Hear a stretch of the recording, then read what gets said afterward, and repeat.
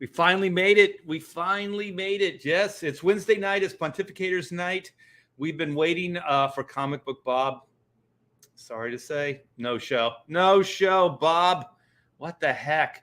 We contemplated if we had a show without Bob, and, pretty much unanimously we were saying we don't need Bob. No Bob. No, he'll probably be in later. And also, we'll probably get bunch of other guys in, but the people we do have right now, we do have Joe M.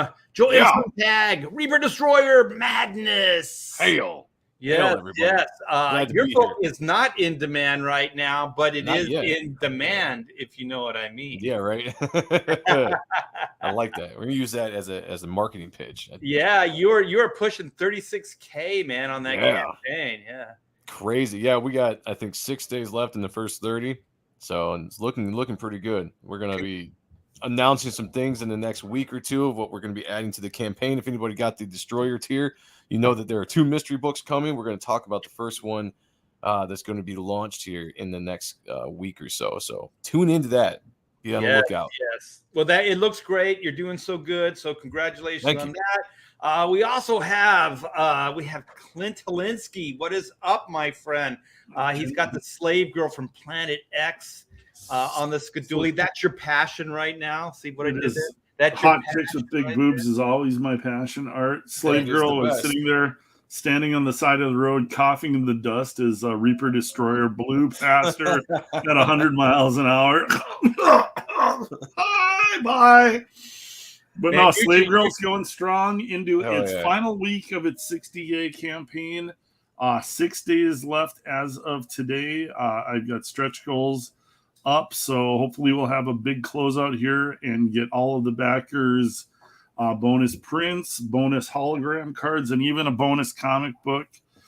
So lots of big things going on, and a lot of you know how the end of the campaign is. That's when the big rush comes, and you want to get kind of ready for it after the slow period. So I want to get that Slave Girl excitement going again. Well, you guys also remember, man, Clint delivers. So you're not going to wait a year for this book. It's not going to be like that. So is it done? Is the artwork done? Most of the artwork is done. There's some coloring going on still. Slave Girl will be delivered this fall before the end of the year. Yeah, so you're going to get it's not going to be a year-long wait where a lot of these people are finishing it way before. You're going to get it way before Reaper Destroyer, so Clint's got a leg up on me on that one. This will be like my 5th CG book, 2 Sea Dog Kill Switches, 2 Pirate Queens, Blue Bombshell, and now Slave Girl, all delivering. So, yeah, I got a little bit of a track record I like to bring about. Wet. Well, that's why Joe needs more time and more money, or he needs more money because he needs more time. I say money for sure. I mean, this is an expensive book to make. Oh yeah, I would recommend everybody do what I did. Team you got on there, man. You got you got the top dogs of the industry. Like you got the creme de la creme, man. Yeah. After art, you've got some of the best inkers in the industry. Yeah, that's right. There's art, and then there's everybody else after that. That's right. Else. Which, by the way, one day I need to get something inked by you, Art. I gotta do it. I gotta. Once you pass your busy spirit, once you pass your busy time and you get some time, like I gotta figure out something because that's a bucket list thing I want to scratch off. To get something. Yeah, we'll do it. But in the meantime, I am inking this guy, Pedro. Hail, Pedro. Pedro got there first before all of them. Yeah, dude. Thinking about inking for somebody. Oh yeah. Pedro's like, where's that cover? Where's that cover to there? It's such an honor to just have the opportunity to have Art ink something. So I'm not really pressuring it, but we are waiting on you, Art, though. Because I'm not pressuring you, but still. I know.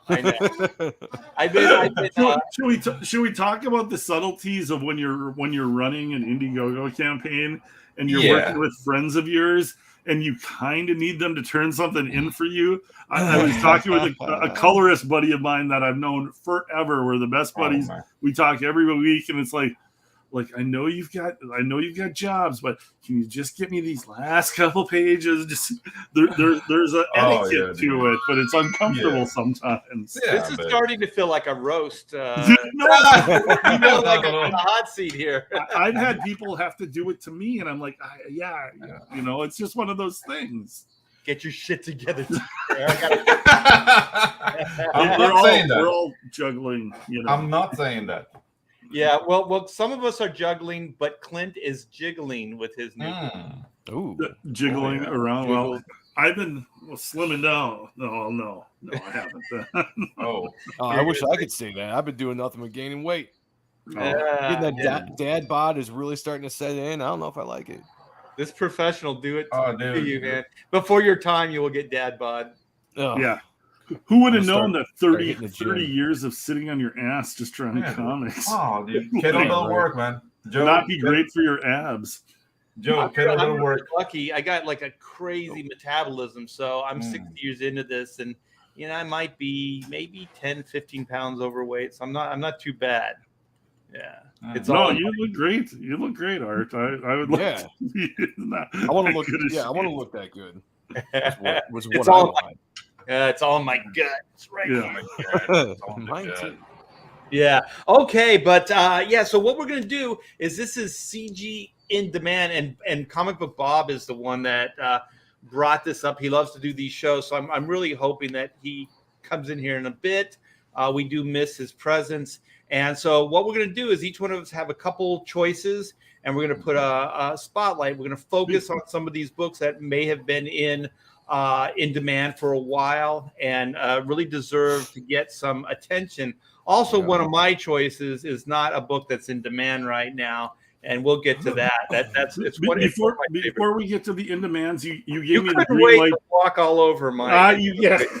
You know me. I love talking over.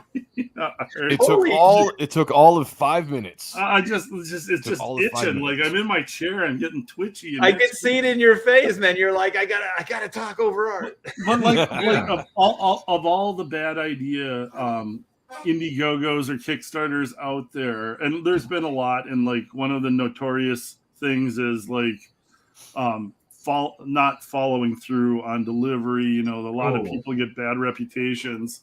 So on Twitter today, there was just like, I saw it right before the show started, and it was 2 comic book pros, and we don't like to name names or rip on comic. Oh wait, we do like to name names and rip on comic book pros. Yeah. So for notoriously late artists, it was Brian Hitch, whose Ultimates. How many years did that take to come out? And Travis. Now, I will say these are 2 fantastic artists that I absolutely worship and love their art. When I do this, Clint, I want to interrupt you. You go for it. You didn't really finish. It's Travis Charest is the guy that you're talking about. You kind of the last name. I just want to make sure that they know who we're talking about. This is another tangent though, because he's French Canadian. So is it Charest or is it Charest? I always thought it was Charest, but because he's French Canadian. Yeah, so I don't know. No T at the end, like T-Bear. Yeah. With names until I hear them. I didn't mean I was correcting the way you were saying it. I just but just so people know what we're talking about. Yeah. X-Men Wildcats, Dark Stars for DC. He didn't have a long career, but he was probably he's probably one of the most well-respected artists among comic book artists out there, just because he's just a fantastically skilled He was artist. one of those big names that popped up in the 90s and just really took a hold of the industry. I loved his early Wildcat stuff. It's still some of my favorite. Yeah, absolutely. There's just some gorgeous. And he's been posting his Slave Girl comic strip online for like the last decade to 15 years. Space Girl. I'm such a huge fan that I don't even know the name of his comic. I was like, wait a minute, this is news, man. So nice. We're getting a Travis Charest Slave Girl cover. I'm a huge fan. I don't know how to say his name or the name of his comic, but I'm a huge fan. You follow the art. Exactly.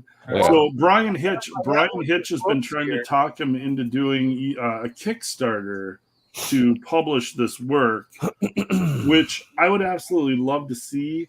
But having done Kickstarters and Indiegogos and crowdfunding comics, I know how much work the behind the scenes stuff is, just printing and shipping. Like that's where a lot of creative types, that's where they run into the wall, where if you haven't been through it before, it's a whole different animal than just putting a book together. And it can cause a lot of problems for somebody who's not prepared for it. And I can see Travis Charest, not necessarily somebody who hasn't actually published a comic book in over 10 years, not being prepared for that. So as much as I would love to see all this stuff published, I also don't know that it's a terribly great idea unless he teams up with some sort of publisher. I know Frank Cho teamed up with Flesk. They published his art book, which that came out on relatively on time. It was a beautiful book. So I could see that being a way for Travis Charest to do something. Just I'll run it around the room here and see what you guys think of this. Well, for me, like I don't know Travis well. I mean, there was a time when we crossed paths quite a bit. He's just one of those artists that is just naturally gifted. He can just start when he draws. He can start from any part of the figure, the body, without any underdrawing and just draw. Wow. It's almost like Mozart. It's already in his head, and it's just like he's just kind of putting it down, but he already sees everything in his head. No wonder why he's bored with comics. He already drew it in his head before he even put it on paper. And that's what we were talking about off the air. That I just don't think Travis is that motivated to do anything like this. I don't think he's like business minded or really into that side of it. I think he just likes to draw, and he likes to draw when he wants to draw and what he wants to draw, not necessarily for money, for commerce, for those type of things. So I don't think he's incredibly motivated that way. So when Mark Brooks is like trying to, chime in and say, hey, I'll do a pinup for you, blah, blah, blah. One, Mark, I'm sorry. I love you, babe. But whether you do a pinup or not, it's not going to affect that campaign. Because if Travis does a Kickstarter or Indiegogo, it's gonna freaking go through the roof. It'll blow up. It's gonna do well. Yeah, nobody's gonna care about Mark Brooks being on that campaign. Mark so quickly tried to attach his name to it, having a Mark Brooks pinup attached. I'm trying to help you. I'm trying to help you, Travis. I'll do a pinup for you. Actually, if you wanted to help him, and I'm being sincere here, Mark, run the campaign for Travis. And even still, I have a feeling that Travis is probably not going to give you the files that you need when you need them or any of that stuff, because I just don't. And like I said, I don't know him that well, but I don't think he really cares about that stuff. You know what I mean? Like he just doesn't care. So one, I think it's going to do exceptionally well if it ever happens. It'd be I don't think Mark is going to affect the success one way or the other. And let's just do a round robin here. Okay. Joe, do you think it will happen? No. I don't. I mean, it would be cool, right? I mean, it'd be really cool, but there are certain artists I just don't see them ever coming to this medium and doing stuff with, it's just, I don't think it's in their, and I don't know these guys one bit, but I just don't think it's in their character. They haven't shown it, to be in their character that this is what they want to do, Oh, I have to read this. I'm sorry, Joe. Nice. Winger of the main street. Do not sully Kip Winger's name by attaching it with that. That's total BS right there. Kip Winger was a legitimate talented star. The other not. Okay. It just triggered Clint here. Keep going, Joe. Sorry. No, I don't see it happening for that reason. I mean, guys like him probably don't want to put the kind of work into it. And I think that people don't understand the amount of work that goes into crowdfunding. It's not just creating a book, drawing it, or whatever. I mean, there's so much that goes into it, promoting it, which is why I think you see a lot of big name guys that come into Kickstarter or whatever, and they do decent money, but not compared to what their namesake should bring them. because they like just they don't know how to do Murphy. it. Yeah, like Sean Gordon Murphy. Murphy, right? Exactly. That was a huge shocker for him. I was like, oh, made $1 million, maybe. Yeah. Dude, I thought he was going to make way more money. I mean, even Yeah. I didn't think he was going to make $1 million. But I thought he was going to. He thought. Yeah, but then again, that campaign. Let's just talk about that for a split second. That wasn't what everybody was hoping he was going to do. Yeah, he made a poor choice on content. It was a bad IP to put out there because nobody wanted that out of Sean Gordon. What even the nobody title, wanted it. Was the title? I forget what it was. A weird the plot hole. The plot hole. The concept. It was high concept, but there was a reason. Like Jim Lee and Mark Silvestri came out with rip-off books of the X-Men. Because that's what people wanted from them. Yeah. Like Sean Gordon Murphy should have done something in the lines of the White Knight, all the Batman stuff he's been doing. Like do some sort of dark gothic hero that drives. Imagine if he did that. If he did his own character that was something like that, he would have slayed. That would have been absolutely. Or like Tokyo Ghost. Tokyo Ghost was badass. Yeah. So I think he suffered. Stuff. He suffered from thinking his name was more than it was, so to speak, without the IP attached to the White Knight or all that stuff. He tried to shoehorn like his YouTube thing in, like maybe I should do YouTube, but it was like he didn't really build it before the campaign, and he's not really keeping it up now. Exactly. Yeah. So it was kind of like a cash grab. You know what I mean? Like, these CG guys are doing YouTube, so maybe I should do it. Get some eyes on my campaign, and then he mimicked what was working without doing the full research and then investing in it. And he kind of was trying to like cherry pick everything. And then the concept I don't think the concept really played to a lot of his audience. Well, I'm just going to say this, just like how Mark Brooks was trying to help Travis out. Yeah. Hey, you know what, Travis? Get a hold of me via Mark Brooks. And I'll help you run your campaign. There you go. That's the thing. I probably have more insight on this than Mark Brooks does. It's like find someone to run the campaign, but also find a good IP that people are going to want to see from you. Yeah. Like that's the thing. Like if he was going to come out, do something that people want to see from that artist. Same thing if Platt ever did anything, which I doubt he ever will, but do something that people want to see from Platt. You know, not like this weird concept because you have a story to tell. Like that's fine. I mean, you want to put out independent work that is what it is. But if you want to make money, if you want to please your long-standing fans that have been with you for 25, 30 years, put out something that they absolutely want to see from you. Yeah, if you're those guys, Yeah, and then not that stupid Chrono. What was his book? Chrono something. That he put out with Mark. I don't know his name. Chrononauts. Chrononauts. Yeah, that was all Mark Miller. I think they had a movie thing. Yeah, they totally ripped off Chrono Mechanics on that. You sons. Sons of bitches. Yeah, did you guys see that post that I put up on Twitter? It's Orson Scott Card actually was a big Chrono fan. And he actually emailed me. This was when the first issue came out, like years ago or whatever it was. And then in a Newsarama interview, he brought up Chrono Mechanics and that he liked the book. He liked my artwork on it. And later, the thing is up on my Twitter. And he also, what did he have? He had like Bully and the Beast or something like that. It was a short story that he had, and he wanted me to illustrate that. But like as all this was happening, is when he got crucified. I don't know if you know his backstory. Right.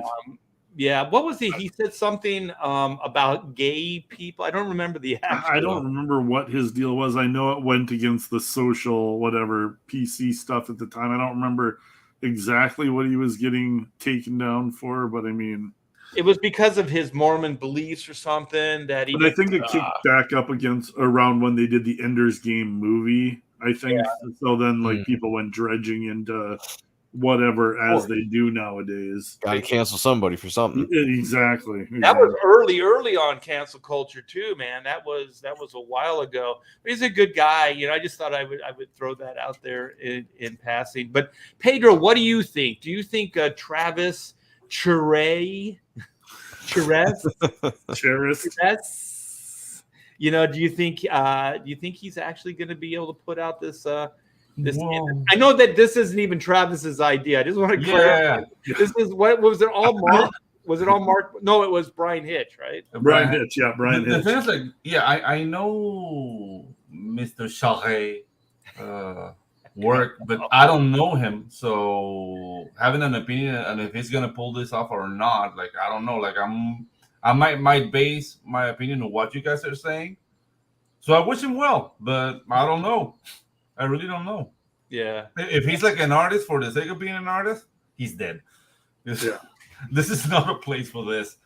Well, and I like Brian Hitch, who's, you know, not the fastest artist ever, trying to goad Travis into doing it first to see if it'll work.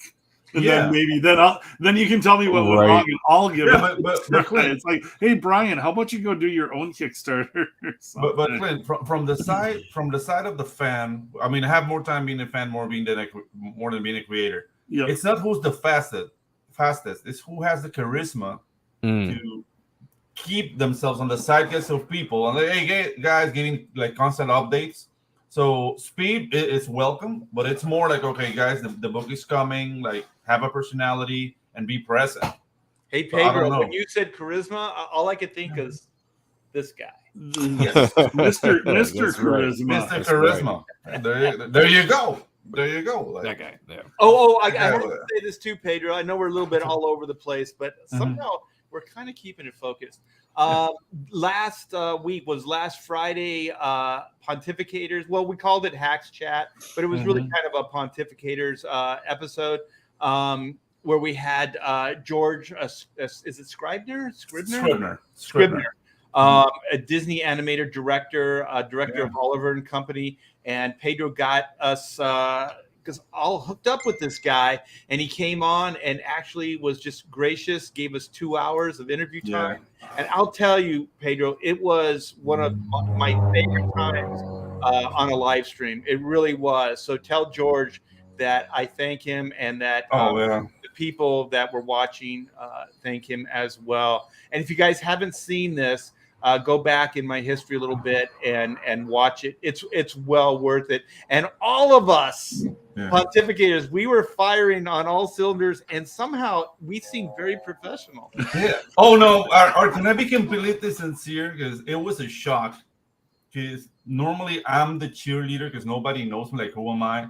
But seeing you and Aaron like fanboying over George, I was like, wait, that's my job. What are these guys doing? No, it was an amazing show, and George, like, I spoke with George afterwards. He had a lot of fun, and he told me to thank you guys for the opportunity. So yeah, that was really cool. I wish I could have stuck around longer, but yeah, that was a really good interview. Awesome information. I love stuff like that when you just get the behind the scenes stories of different things, and you know, I had a lot of respect for the old school Disney animators that drew everything by hand. Like, that stuff always fascinated me when I was a kid. I couldn't believe that somebody would have the patience to sit there and draw, you know, the same panel again and again with just a tiny little bit of adjustment when you're doing movement and all that kind of stuff. Like, yeah. Well, when you think of that, Joe, think of this guy. That's what I do. So when you guys think charisma, think this guy. If you guys want a repetition in form of multiple drawings, it's that guy. This guy over here. Yeah. And when you want sexy, the guy over in the corner there. And when you want like horror in a true 90s style, think Joe M right over here. So let's get into the show. Let's shine some light on some of these CG Indemand books. Oh, they're a plane landing? No, I'm getting trucks. I would say, are we being attacked? No, it's that sounds like one of those old like Mustang. I was just going to say, are we being invaded? Yeah, it's like a house to blow up. B-51. Yeah, all we needed was some machine gun fire, and that was perfect. Yeah, that's exactly what it was. No, guys, it's trucks. Remember, I live on the way to a copper mine, and they're bringing up equipment. It's gonna be loud. I'm gonna mute. It It was Panama, so I figured maybe there was some low-flying planes with like some nice quality merchandise on there. Oh, that's by the ocean, Clint, and we call those square groupers. Some drop bags and whatnot. Yeah, you find a square grouper in the water. Oh yeah. Be dropping eggs. Yeah, not what you do. Okay, Joe. What you got for us, man? You got the campaign up there? Yeah, here. Let me share something in 2.3 seconds. Also, you guys, Joe's got Reaper Destroyer right now, and that's a live campaign, and he's doing really well, and he's closing in on 36K. Oh yeah, congrats, Joe. The link is amazing. Yeah, the link is in the description, so click on that and go give Joe a backing. Yeah, I would appreciate it. We're trying to. I would love to hit that 40K stretch goal mark by the end of the first 30. That would be cool. But if not, it's all good. But I just appreciate everybody that's back so far and everybody that's going to back in the future. I'm incredibly humbled and honored that you would even go out of your way to invest in me. So thank you. Well, it's a good-looking book, my friend. Here we go. Let's put some love and some focus on Battle Brick Road. Yes. Look at that. Look at this. This is one of my. We just had Eric on Ott and Stuff last night. It was a special Ott and Stuff to get him on and just talk about this book. I backed this book. I haven't received it yet, but Sean did, and he gushes over this book. He absolutely loves it. He talked my ear off about it. And I have Eric on last night and just going over the campaign and just talking about the story and where he wants to go with the characters and like all this kind of stuff. Like, this is a book you guys don't want to miss out on. It's going to be ending in 7 days. So this is in demand right now, and it's so close to 100K. And this, Eric does everything for everybody. He has a fantastic letter. He's a great artist. I think we need to do everything we can as CG backers to try to get him to that 100K. But this is just an absolutely gorgeous looking book.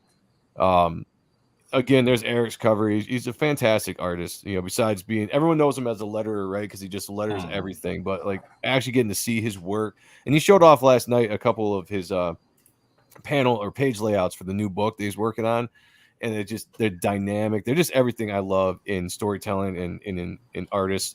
And of course, you got this awesome Kenneth Rocafort cover. Nice. I mean, this is the one I backed. As much as I love this cover is great, I backed this one because I was just like, it's just too dope not to back. So, go and check this out. Like, if you guys don't know, this is kind of like a paramilitary Wizard of Oz, like those two characters that you saw on the Kenneth Rocafort cover. That's Scarecrow and the Tin Man. So, and that orb, that's Toto. Like, this is really inventive. It's very, very cool. It was cool having to explain the story and just like, it's got the Wizard of Oz feel, but it's a completely fresh take, compared to anything. So like, that's the thing that really sucked me into the story and get me even more excited about wanting to read it, is the fact that it was such a new take on the story and not trying to do just like maybe like a sequel where Dorothy's returning and it's more of like this, kind of war atmosphere now, which could be cool. But just the fact that they're doing all that, it's got some cool technology involved. And this is gonna be a fun book. And I think the jump, if you guys saw the show last night and you saw some of the new pages he was showing off, he's already a really good artist, but the jump he's making from what you see in here to the stuff that's going to be in book 2 when that launches, he just made a giant jump. So like this is a fun thing to get into the ground floor on with this book. Also, the supplemental book that he has in here is just really cool. Wait, kind of behind the scenes. That Scarecrow design. Wait, the Scarecrow. This one right here. Yeah. That design, like, it's weird. Like, some people manage to hit like this iconic, like, you know what I mean? Like, you just look at that and it's already iconic. Like, it hasn't been around very long, but it's one of those things. It feels substantial. It feels like you've seen it before, but it's completely original. It feels like it's always been, I guess is the word. He really managed to hit something with this design.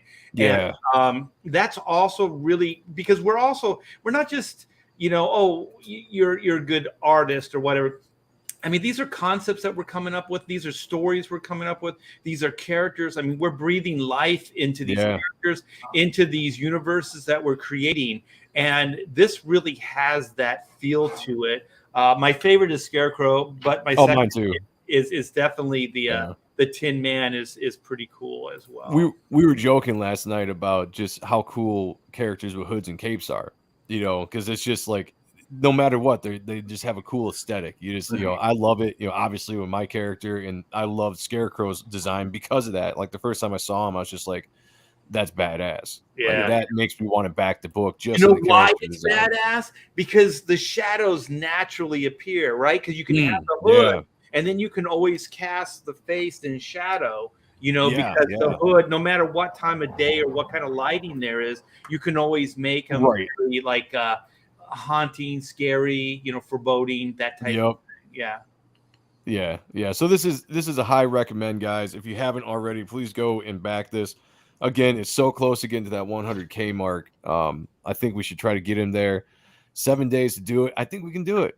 Oh yeah, you know, CG can make that happen for sure. So wait, he's almost 400, so $625, 20. Yeah, less than $1,000 to get him there. I mean, like that is so doable.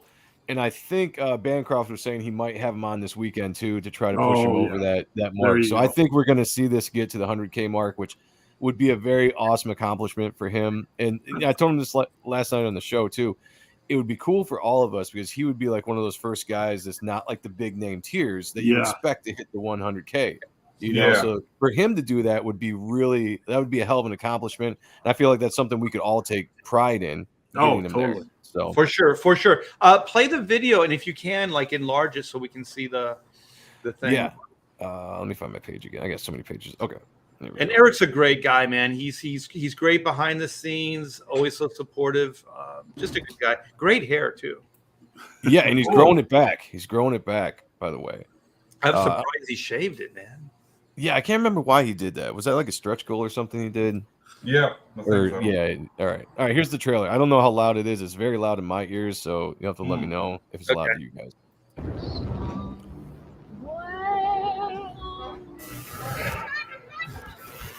Dude.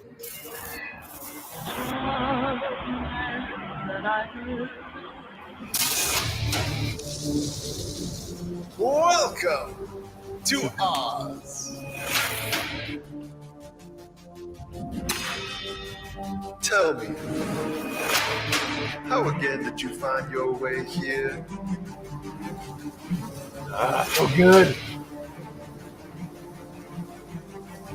No need to worry. You are safe here. There are wonders here, never seen before.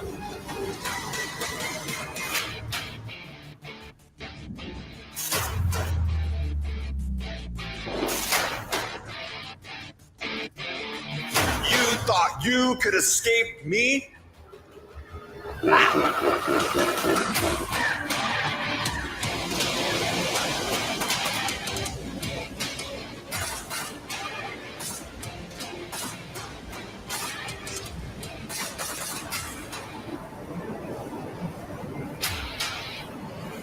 Kick ass. Yeah, it's a sick trailer. Oh shit, it's got more to go. Thea Gale has grown up in a world brought to its knees by drought and monstrous dust storms. Now, a message from her long-lost father will set her on a path through an exotic land.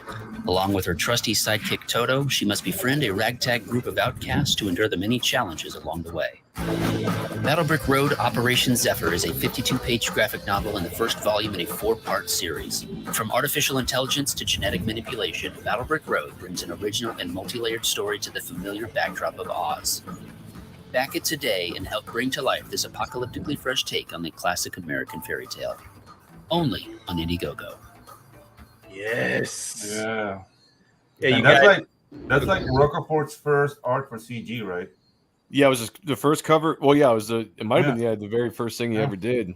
Yeah, we talked about that last night too. Is Eric jumped on him right off the bat, and by the way, he just announced too that the cover for the new book is going to have John Malin art inked by Ethan Van Sciver and colored by Kyle Ritter. So yeah, he's going all out for book 2. So be on the lookout for that. Like I was highly impressed. Started. Yeah, I was highly impressed last night with that. That's when you say like how high? The highest. The highest, yeah. No doubt. Hey, I got the reference here because that music's the bomb thunder. Yeah. There you go. Yeah. That was a hell of a trailer. That was very, very good. Yeah. Captain America there. Hey, I got that reference. yeah, exactly. Yeah. So very. Is he lettering Pitt? That'd be cool. I didn't know that. Yeah. He made the lettering black and white. I have a friend that has been doing all my lettering for 20 years, and he's come back in the mix. Jeff has Eckleberry, and so if Jeff doesn't want to do it, I'm going to go back with Eric to letter black and white. He's just so good, and he understands the needs of CG. All right. Well, I mean, he's lettering Reaper Destroyer, and I couldn't be happier with the stuff he did for the Ash Can that we put out. And we were talking last night about it. He's like, he's gonna go full like 90s feel with the lettering on Reaper Destroyer when he gets into it. He's got like these really cool ideas to bring the whole aesthetic together. So very, very much looking forward to working. What he should do is he should print them all out and then paste them on the board like true 90s, like true 90s. Old school. Man, I would have loved to have seen like letters like do the full on paste thing and seeing what went into all that, because that had to be a freaking asshole. Yeah, that had to have been a hell of a lot of work.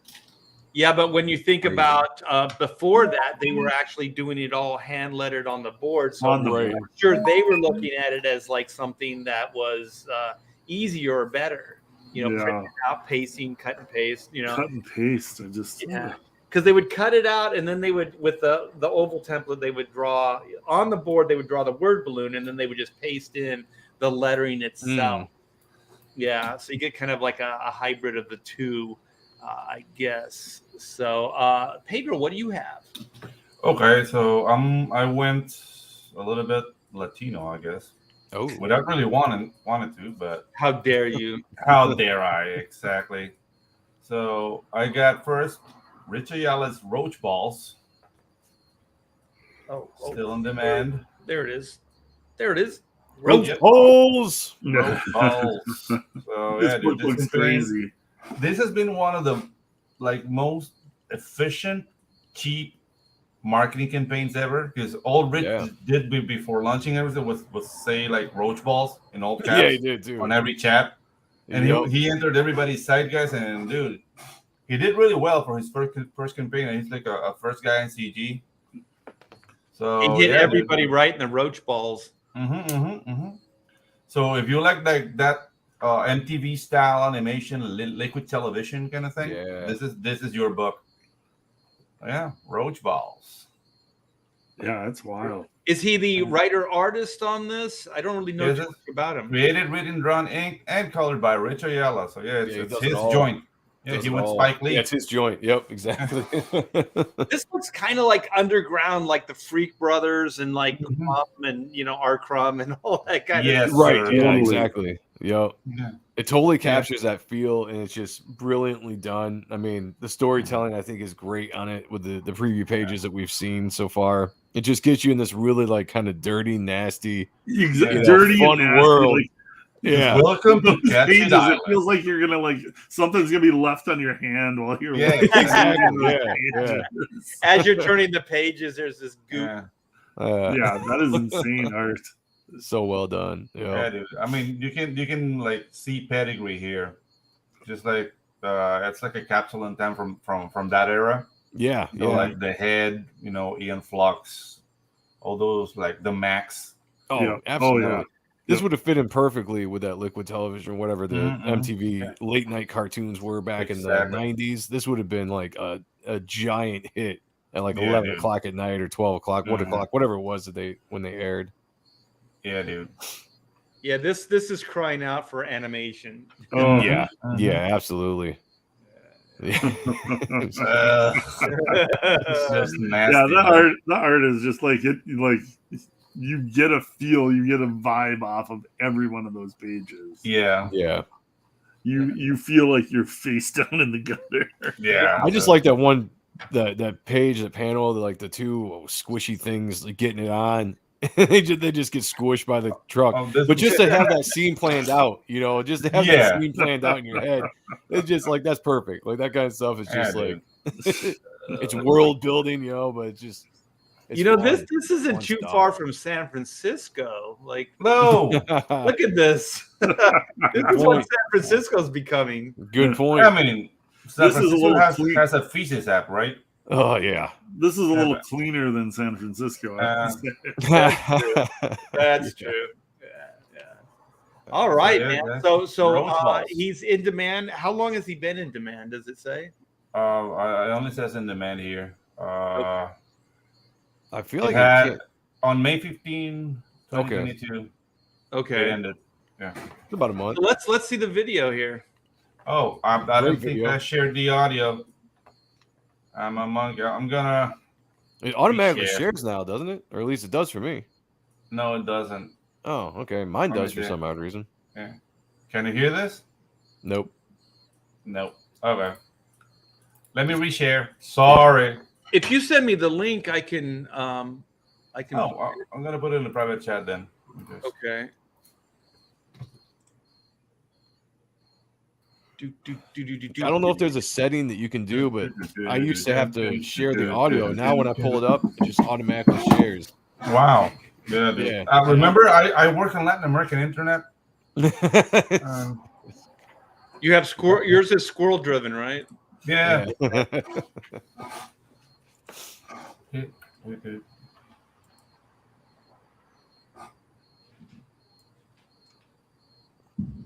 you guys hear that? Yeah. Catch It Island, yes. To survive the freaks, beats, and games, you're going to need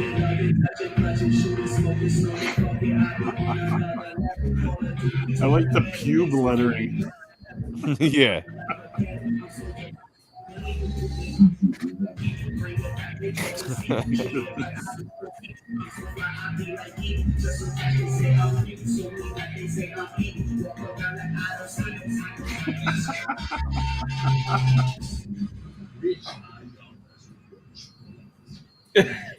That is, I love like the little bit of an ass crack when he's like face down in the gutter.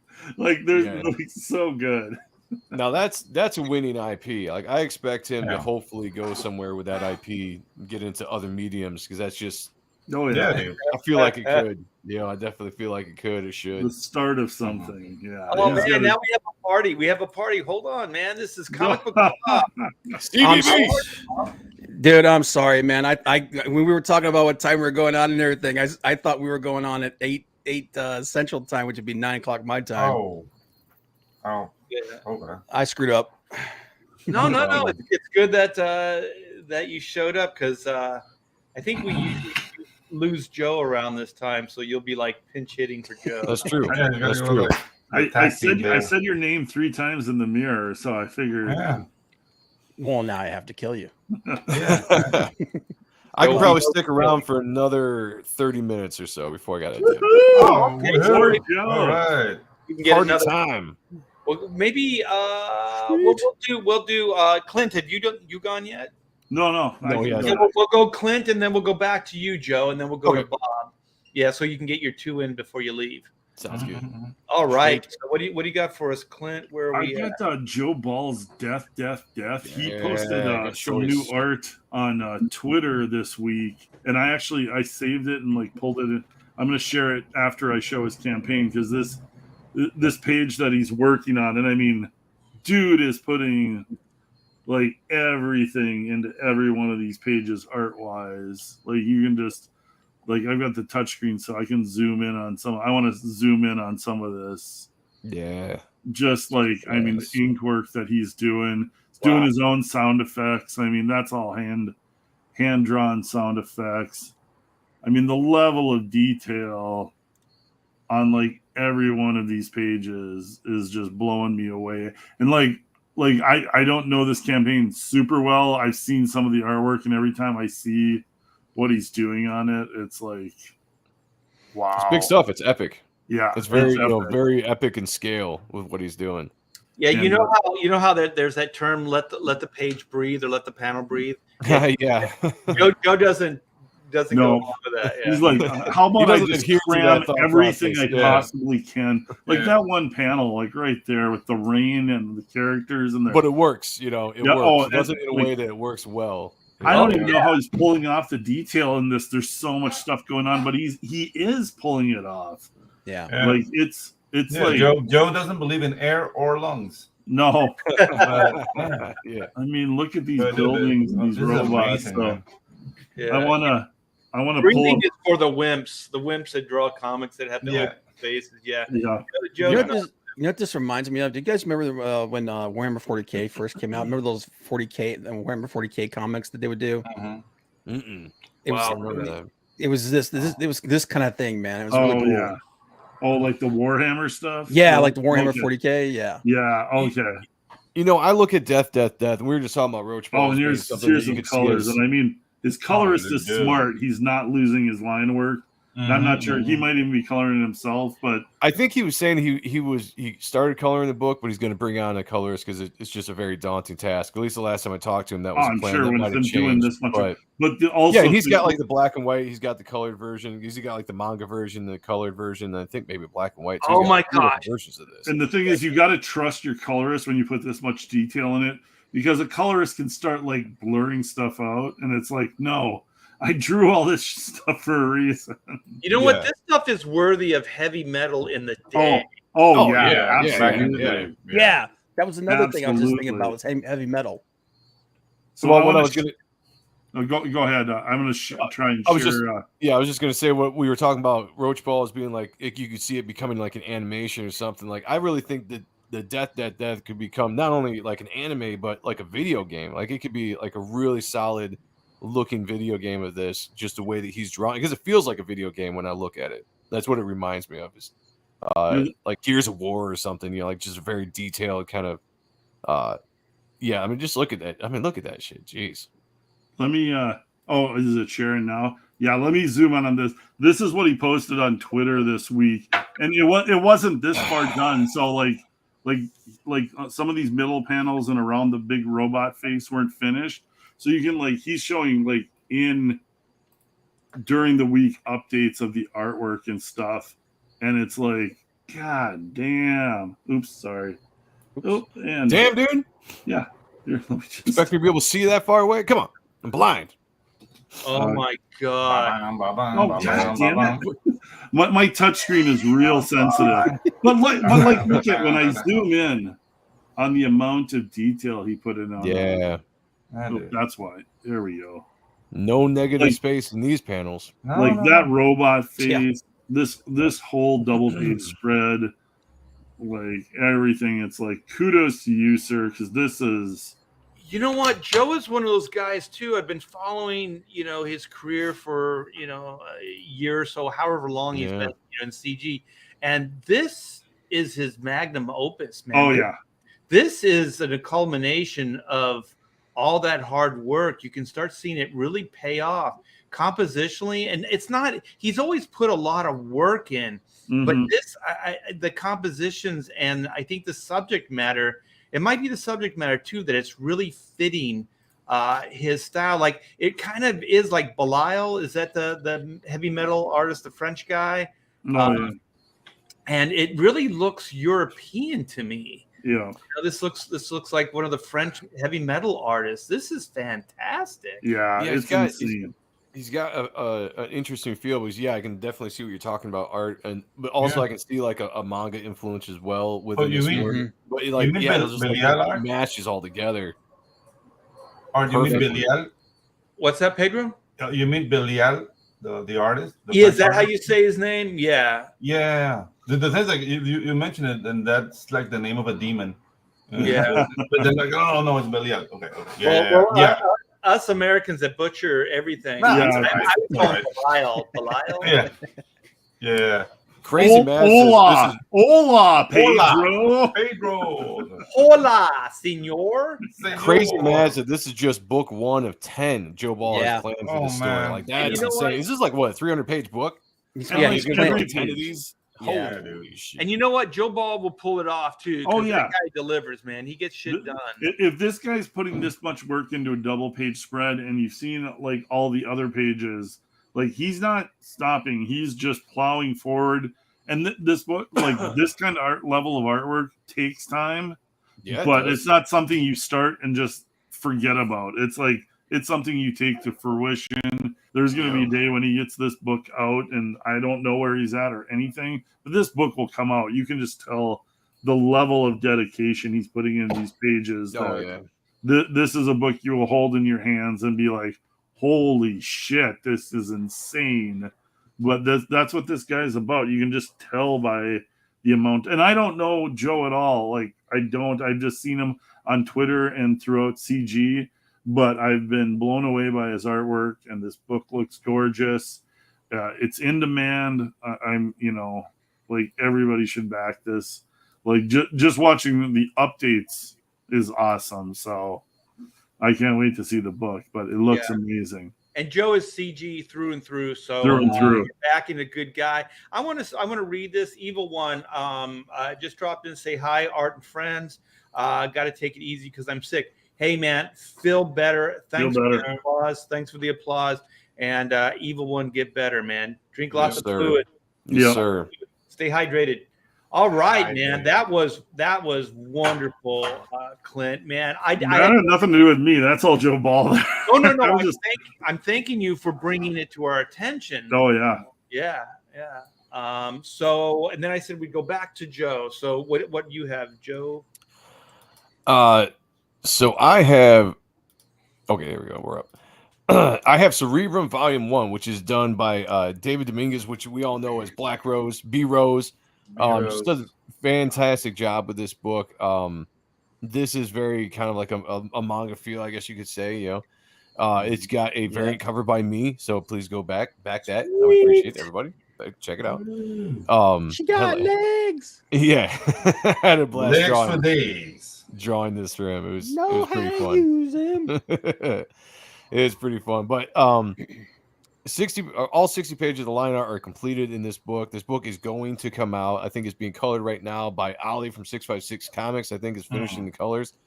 I can't remember the artist that he works with. I think it's a foreign guy. I can't remember, but really good art, really good storytelling. The character design is fun. Yeah, those foreign guys. Those foreign guys. But I love the storytelling on here. The character design is very cool. This is gonna be a fun book. I'm excited to read this. And B Rose is a good dude. He's done a lot to get his name out there, to work within the community, and he worked hard to get as much of this book done before he launched it, because that's what he had said originally. So he kept his word. And this thing is gonna look beautiful when it comes out. So I highly recommend everybody please go back this and back my cover. And B Rose is somebody who can take a beating, man. Like he can too. Wow, I'm amazed. He's like CG's whipping boy, but everybody loves him. Wait, look at that. This one? Is that the cover? The all action, no zero preaching. Yeah, I think this is the other cover right here. Yeah, that thing looks fantastic. Nothing against you, Joe, but that thing looks killer. Yeah, and he's got metal prints available for add-ons, man. And those things are dope. That box that he said he put together, that was one of the stretch goals. That thing's pretty dope. Yeah, you got metal prints here. So you've got I don't know what size these are. I think maybe 5x7. They're pretty decent sized metal prints. You got one of my cover. You got Sean Arendt, my co-host on Odd and Stuff, did this really kind of Liefeld-esque Extreme Studios kind of pinup of this dude. I think this is Nerium back here, did this. Nerium's a fantastic artist. I think that's obviously the guy that does the book, and I can't remember who this was. Excuse me on that one, but yeah, here's the box, the custom box that is being shipped in. So cool.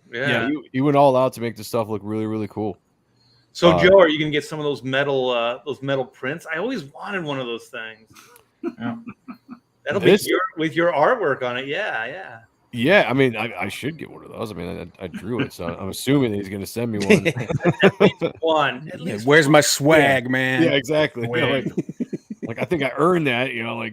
There's nothing like after selling out 450 or 600 backer progress. Oh yeah, I got to send stuff out to the creative team too. Exactly. Yeah, you gotta send those comps out. And then at 7K, which I think they already hit. Yeah, because we're sitting at 10, right? Where's he at? Yeah, he's over 10. So this got unlocked. This was the drawn by Rich Ayala. He's got the Roach Balls. Is this a cover? Oh, it's a standee. It's a standee. Whatever the hell that is. But yeah, very cool. Very cool. I think that's the acrylic standees. Was it going on a table or something? Yeah, it's like okay. it's like an acrylic cutout and it's stand up. It's pretty cool. Gotcha. But yeah, that's awesome that he did this combination with Rich Ayala and just drawing his characters, and obviously got 6 a.m. doing a bunch of stickers. Yeah. You know, I gotta get 6 a.m. Black and white stickers. That would be cool, man. Yeah, he does. I mean, I've got some on my campaign that he did. I love his style of how he can take everybody's character and just make them really cartoonish and looking just so cool. Those are just like great die cut stickers, man. Exactly. Yeah. Big fan of his work. But yeah, guys, I don't know how long this is going to be up. I'm assuming probably for a while still. So you got time to back this, but it's sitting at $10,000. It finished at 9. I think it was at 3 to fund. So he funded it pretty damn quick. I think on opening night on Bancroft show. And just good dude, good book. Go back this if you haven't. Well, let's do the video. Sorry to interrupt. Yeah. Oh no, you're fine. Yeah, let's do it.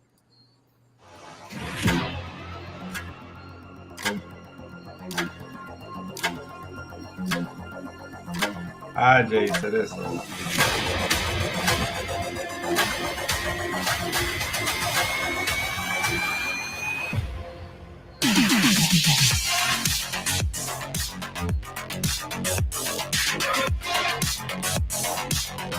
Music sounds familiar.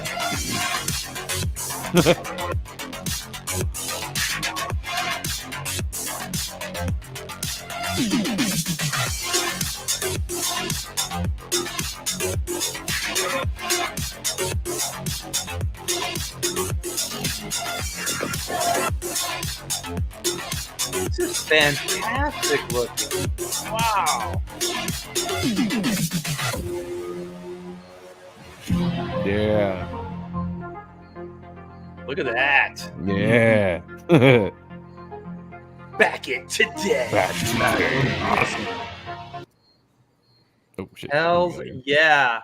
Yeah, you guys get on that. Bob put the link in the description or in the chat here. Yep. So click on that sucker. Give a little love. Yes. To the campaign, and yeah, you know what? I've been drinking a lot of fluids. Hey, Bob, Yeah. you want to take over for a minute so I can go drain the weasel? Yeah, let me get one of mine up here before you take off, man. Well, are we saying adios to Joe? Or are you still here? Because I don't want to. Yeah, I'll still be here for about.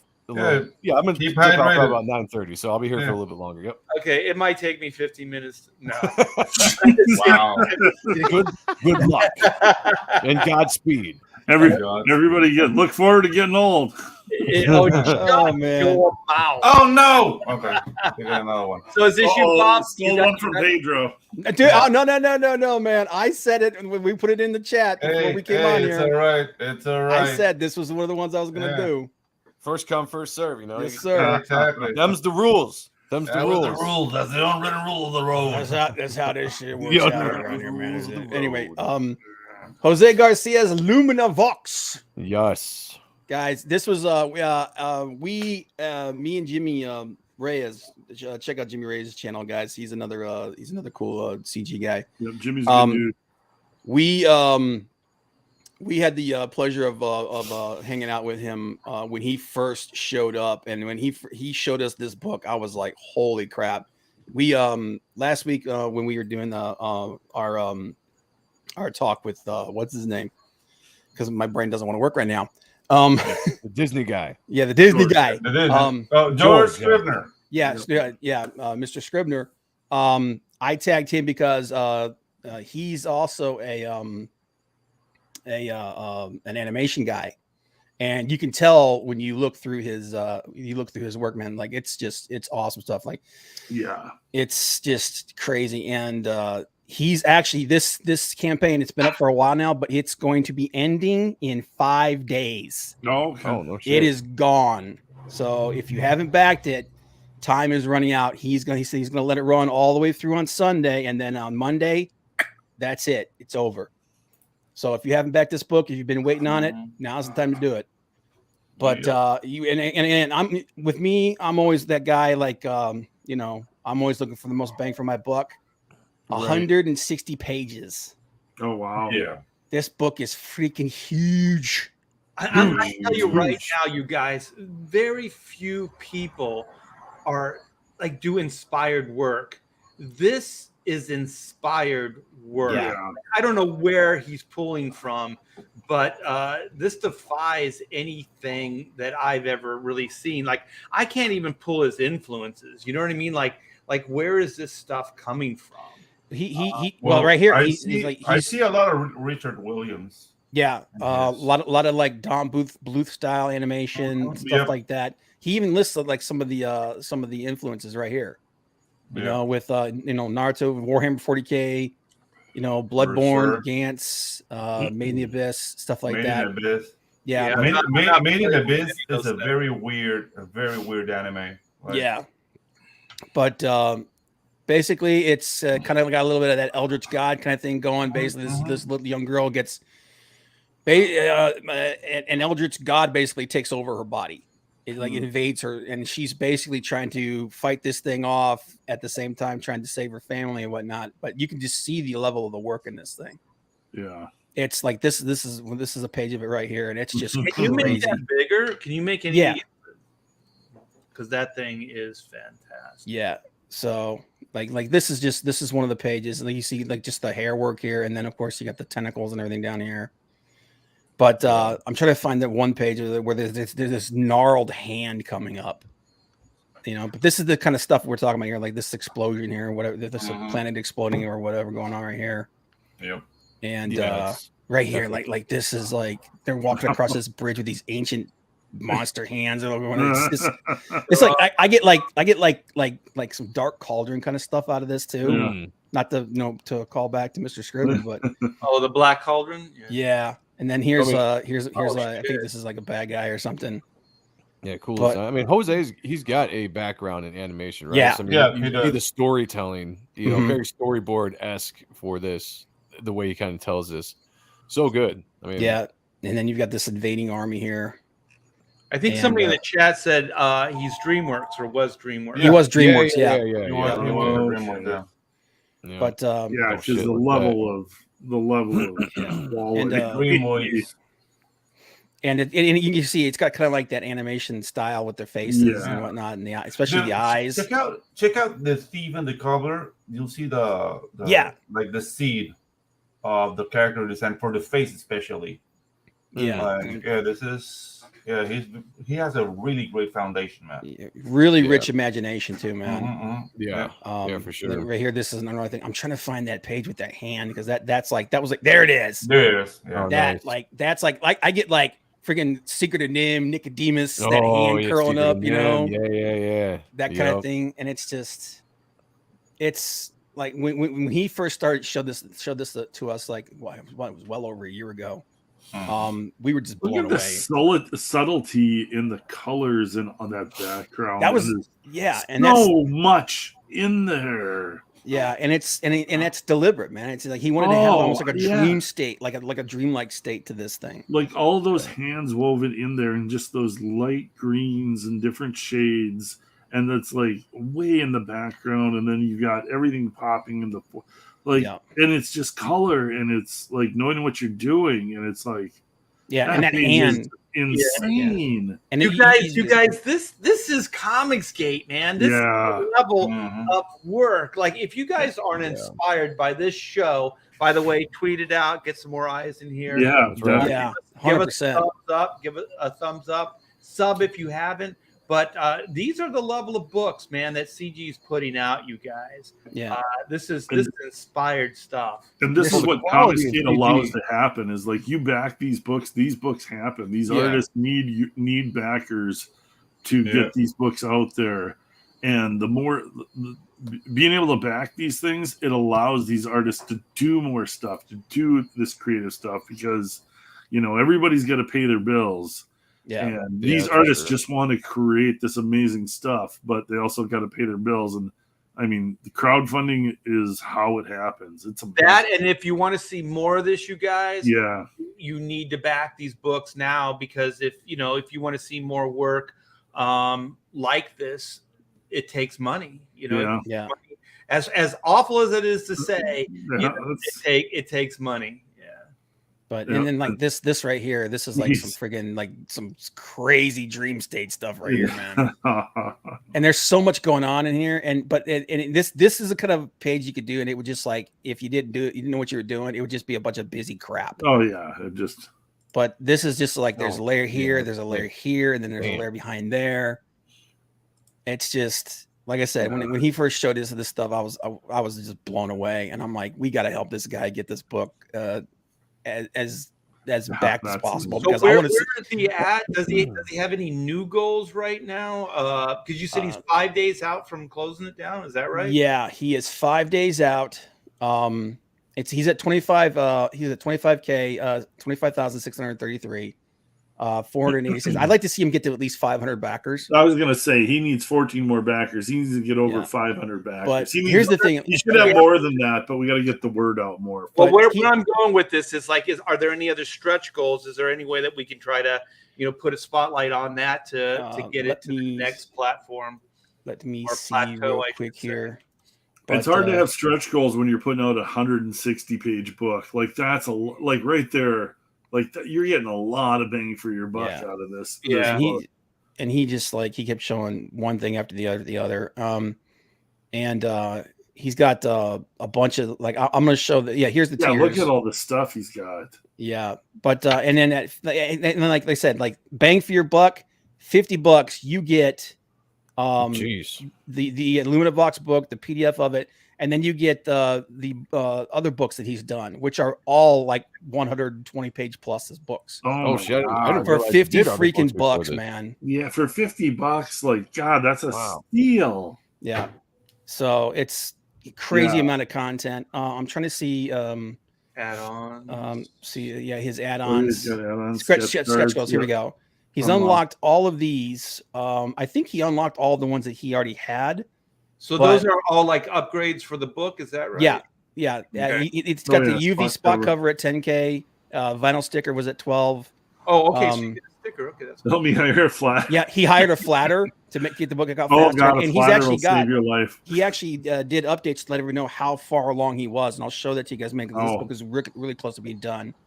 And then future projects preview. He had a newsprint, black and white ash can with 80 pages of future projects. So again, that was unlocked. So that's in there as well. There's an 80-page book, a newsprint 80-page book with a bunch of stuff that he's going to do in the future. Oh my God. So, I mean, just insane stuff. Yeah, so I'm sure he's got something at like maybe like 30K or what, like, but it just hasn't been shown. But again, that 50, the $50 tier, which is, where's it at? It was. Oh yeah, here it is, the feature one. You get you're getting 1, 2, 3. You're getting three actual books, and then the PDFs of all those books as well, if you wanted to share them with everybody.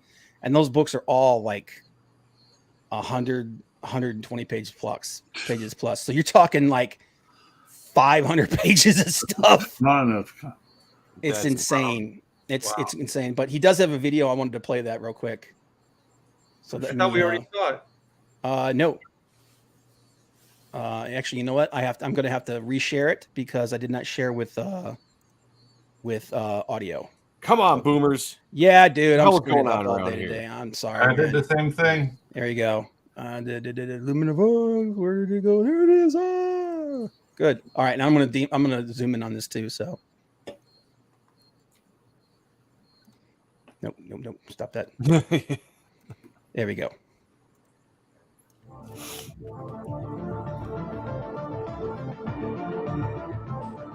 I don't know how it happened, but that thing found its way into us.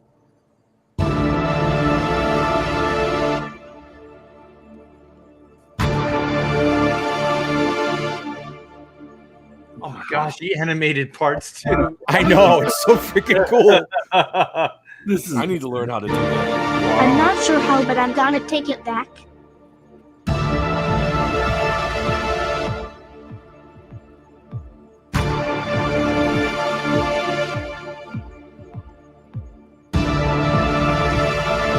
What is Illumina? If you want to know, find out by backing. Only on Indiegogo.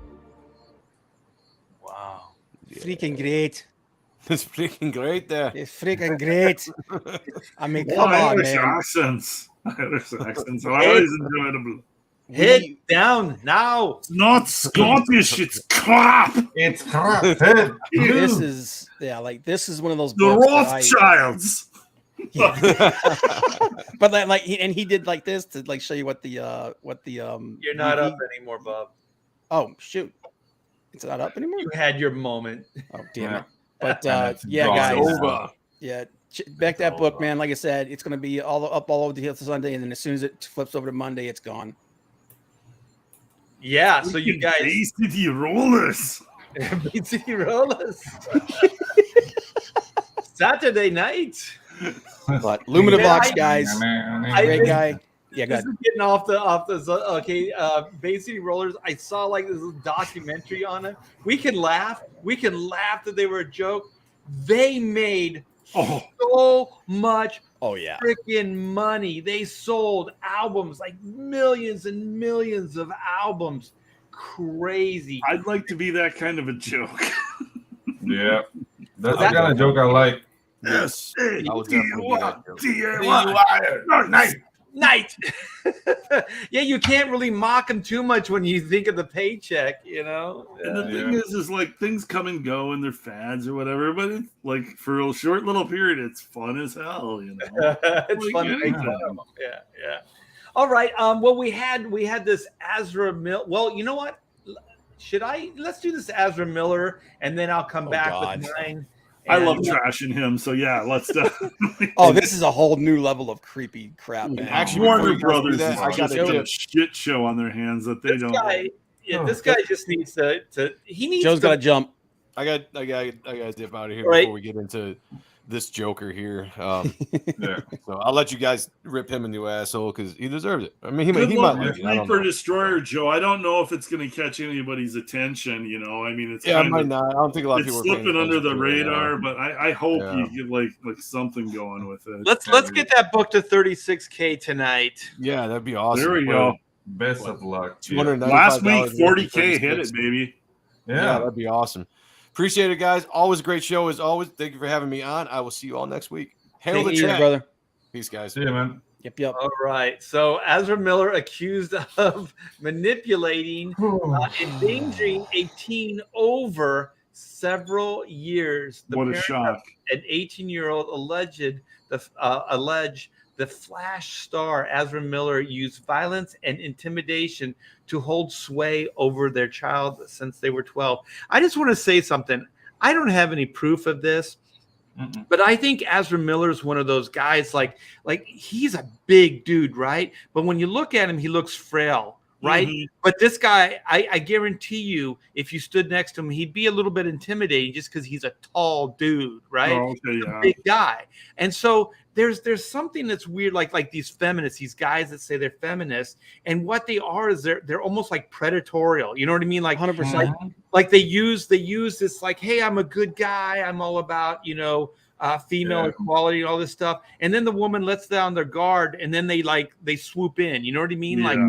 Like they're like these predators. And this guy, I think he's the same way. Like he just kind of has this like, hey man, I just got kind of this charm and I got this like little weird lost boy look, about me. But yet he's like 6 whatever, you know what I mean? So because all of his stuff ends up in violence, you know what I mean? So this isn't violence against women. Like all the stuff lately, it's all been against women. Yeah. So that's the typical thing with these so-called male feminists. Yeah, Let me put it this way. I am sure out there somewhere there is a male feminist who is actually what they say they are. Yes. I've never met one. Every person that I've ever met that claimed to be a quote unquote male feminist ended up being a piece of crap. You know what? These are the guys like I remember there was this guy going when I was in high school, and he's like, I want to be a cheerleader. And like his brother and I were on the football team. We're like, yeah, whatever. And he's like, no. And so he did. And then the next thing you know, this guy's like out with all these hot cheerleaders and stuff. And it's like, what the hell? You know what I mean? Like he just did it to kind of like, get into their inner sanctum, right? And so he could kind of score points with them. And kind of break down that man. Defenses. Yeah. Well, in this case, I guess it was, he wasn't masking himself as a feminist or anything, but he was definitely like, hey, I'm a harmless cheerleader, dude. You know what I mean? Like, I won't hurt you. And the weird, I think this is a Native American kid too. Yeah. Oh, geez. Okay. So this is the Flash star facing yet another legal issue. We just need to put this guy away for his own sake. Parents seek out court intervention over Miller's relationship with their 18-year-old child. How old is Ezra Miller? I think he's like close to 30 now. Yeah, he met her. He met her when he was 35, and she was 12. Oh, yeah. Shit. Oh yeah, my God. This has been a grooming thing that's been going on for a while. Can you imagine being like the CEO of Discovery taking over Warner Brothers? And you've got all this money sunk into this dying franchise of the DCU, and you want to just be rid of it because it hasn't turned into what you want. It's a joke compared to the MCU. And now your latest movie that you have all this money sunk into, you got Keaton, you got Affleck showing up on it. It's like the next stepping stone. And this is the star of the movie who's just like headline after headline of being nuts. Between this and freaking the Heard Depp trial, man. Whoever's in charge of that's got to be going, what the freaking hell is going on? Well, these studios gotta be, like you can't indulge this. Like I remember, like there's a certain amount of like, oh, he's really talented. He's just eccentric. He's just a little off, right? But what we're finding out is off means different things to different people. Like this guy, was after this person since they were 12, exhibiting a pattern of cult-like and what is that? Psychological manipulation, controlling behavior. The couple says Miller provided drugs and alcohol to the teenager.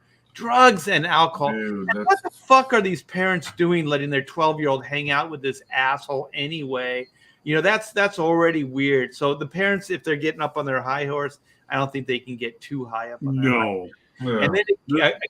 And then I want to give the people a context to what's going on, and continues to use violence and intimidation to hold sway over their child. For their part, posting a message on Instagram calling their father transphobic, defending Miller, and referring to emotional and psychological manipulation they endured while living at their parents' home. However, say their child doesn't have a phone and doubt she actually wrote the message. So what was that, Bob? I was going to say that, that's their kid. It's basically, it's a typical troubled kid, and they're going and doing stuff, probably behind their parents' back and everything. And they're trying to figure out what's going on.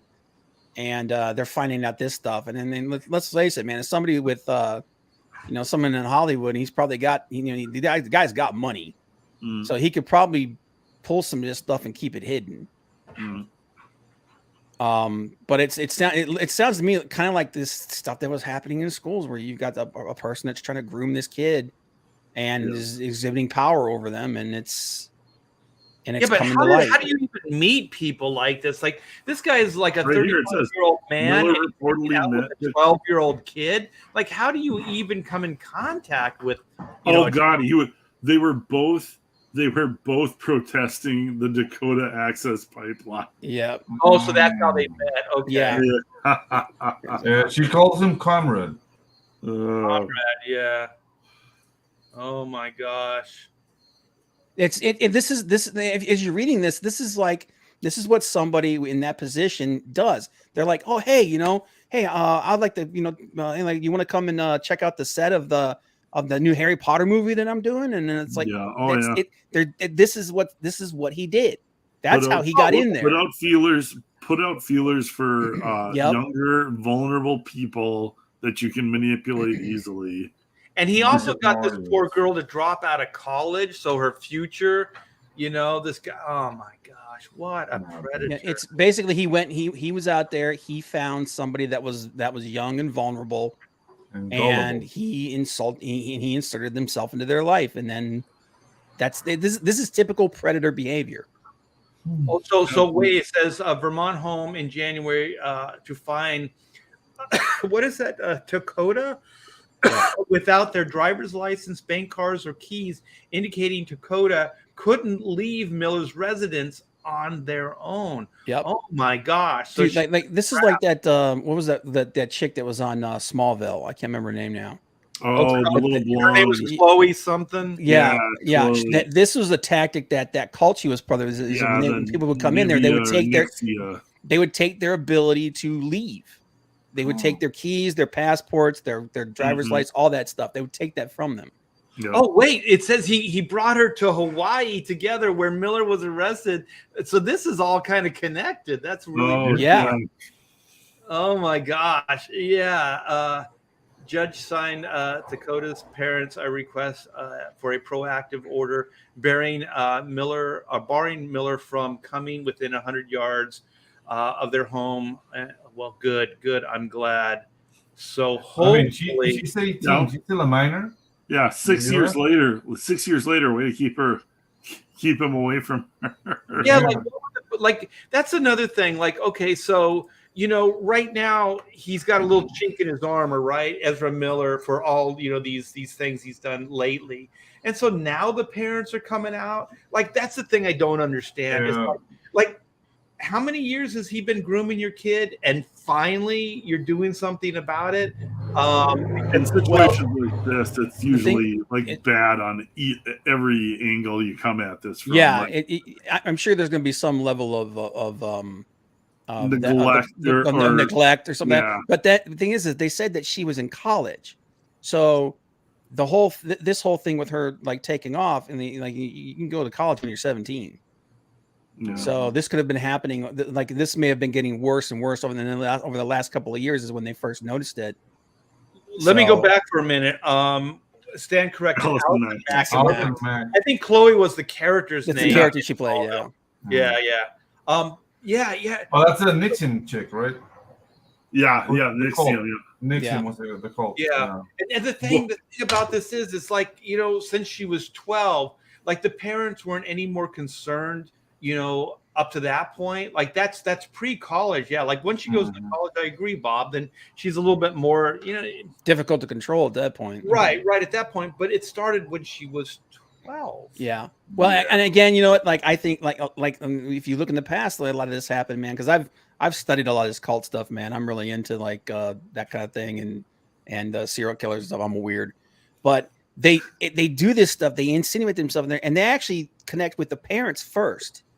You know what I mean? They get their trust, and they get there. It's oh, this is a good guy. He believes in the same causes that we do, et cetera, et cetera. And they just slowly turn that screw until finally they have control. It's like Michael Jackson when they found out that guy groomed the parents before he groomed the children. You know what I mean? Yeah. But like Jim Jones, man, that's how he got control over so many people. It's crazy. These predators are like that. They do that. And then once they get their hooks in there, it's really hard to get it out. Yeah, the beam pad might be right here because it's possible. This is a question I brought up. Parents want his movie money before he gets kicked out of Hollywood, so maybe that's why they're doing it now as well. But I do think that he's already weakened. It's like that saying, kick somebody when they're down. So this guy already has some weakness in his armor. So, hopefully we'll see more of this stuff, because I can't see this ending with this person. Yeah. Somebody like that probably has, a Dakota in every freaking state. Well, and there's also that thing where, who's going to believe you? You know, Yeah. when somebody's that, and when somebody's part of the power elite, are they going to believe a couple of people from a Native American reservation? They're going to believe anybody who's got anything to say about Ezra Miller now. At this point, yeah. See, at this point, now they're like, now we can stop. There's going to be more stuff coming out of the right. That's what I was trying to say. Yeah, it's safe now.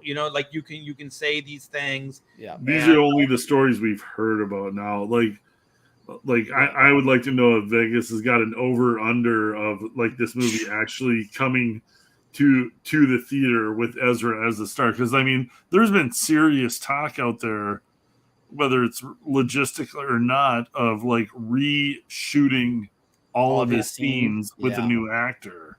Yeah. Also, I would come after him for that money lost. You know what I mean? Like, dude, that's a production. That's millions and millions of dollars. But he doesn't have that money. Like they couldn't recoup out of him. That's true. It's not like a Tom Cruise or something like that. Yeah, he's not.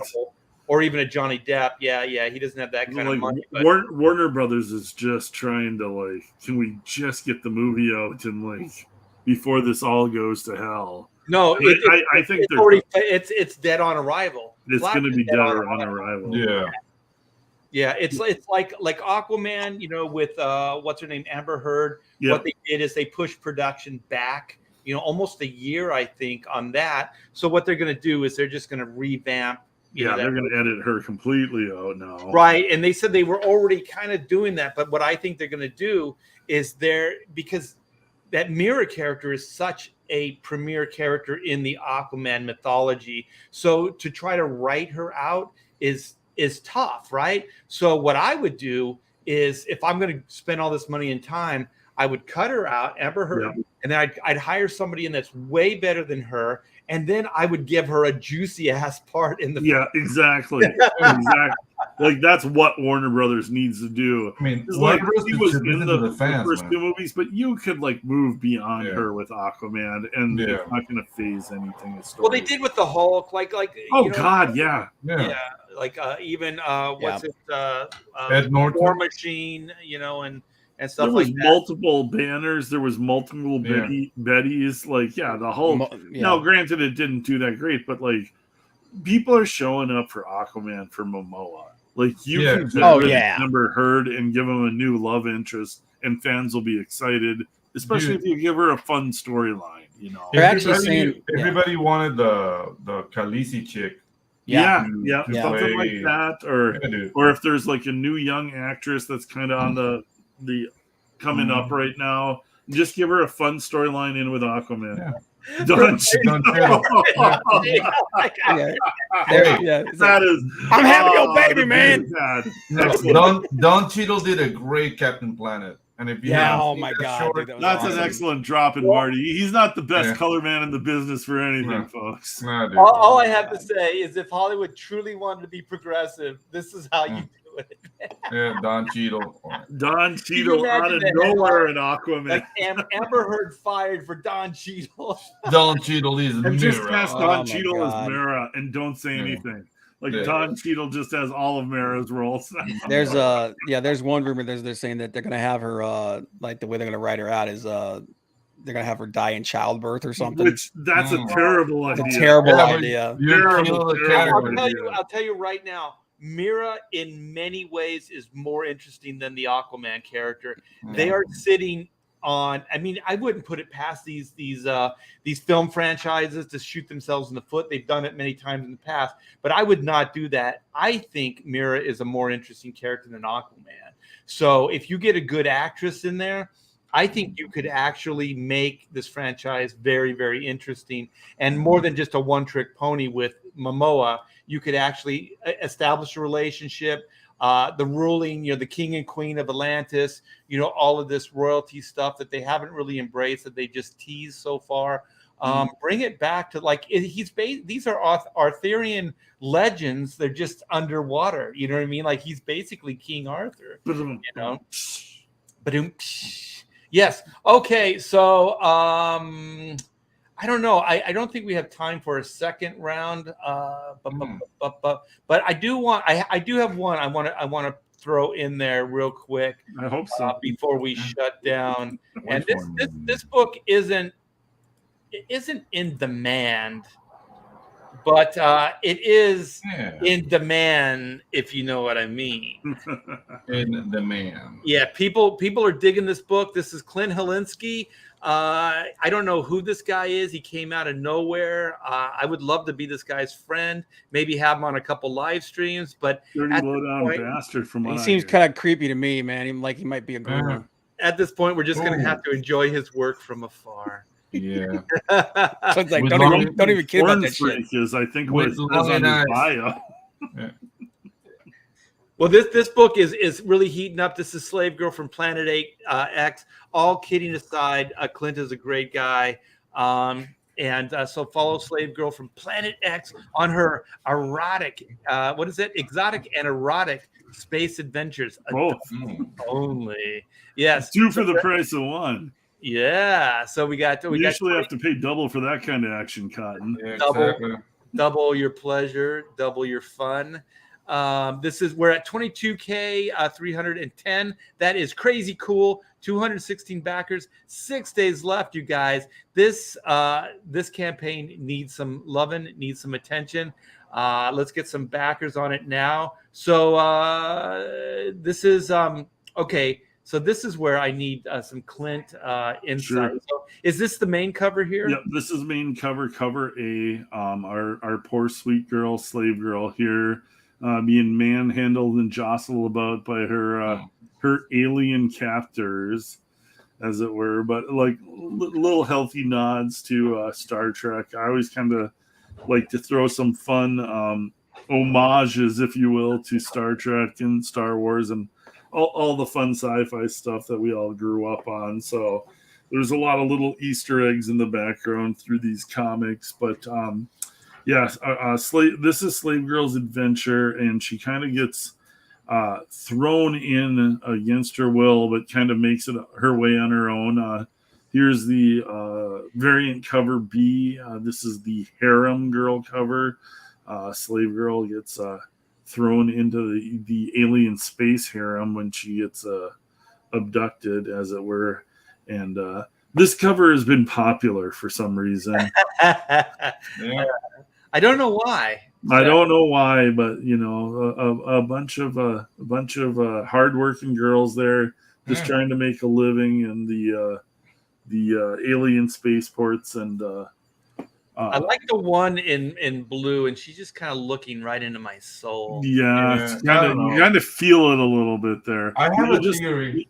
You can just kind of like feel yourself floating and falling forward into that mattress there, and landing safely into the cushion of bosoms. Oh my god! That's actually the title for the sequel: is Cushion of Bosoms. Yeah. That is poetry, man. You should actually write Slave Girl too. Yeah, I should.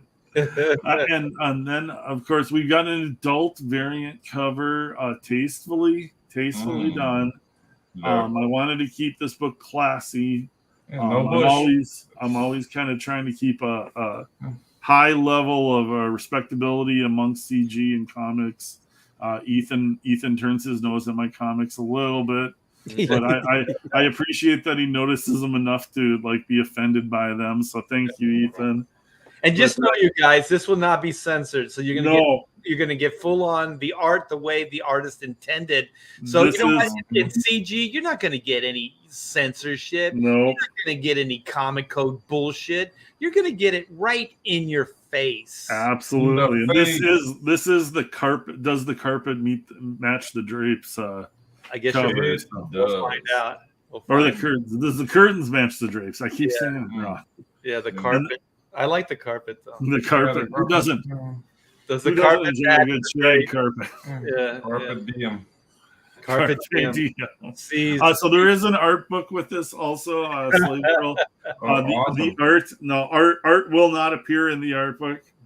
I tried to get him to pose, but he wouldn't go for it. You couldn't afford me, man. No, I couldn't. I couldn't touch your daily rate at all. So my appearance fee. Yeah, so it's all Slave Girl, all alien girls posing their best, but some interior pages here. This is my favorite page you've ever done, and it's so cool, like retro, and I dig the way these guys look and everything, and the aliens are fantastic. It's different than the other stuff that I've done. I kind of gave it a different vibe and a little style. I like to mess with styles all the time because there's so many artists out there that I enjoy, so I kind of mess with styles from book to book, and I kind of had fun with this one here. So I'm glad you like it, Art. I appreciate that. Yeah, I know that there's not a lot of TNA on this page, but it is one of my favorites.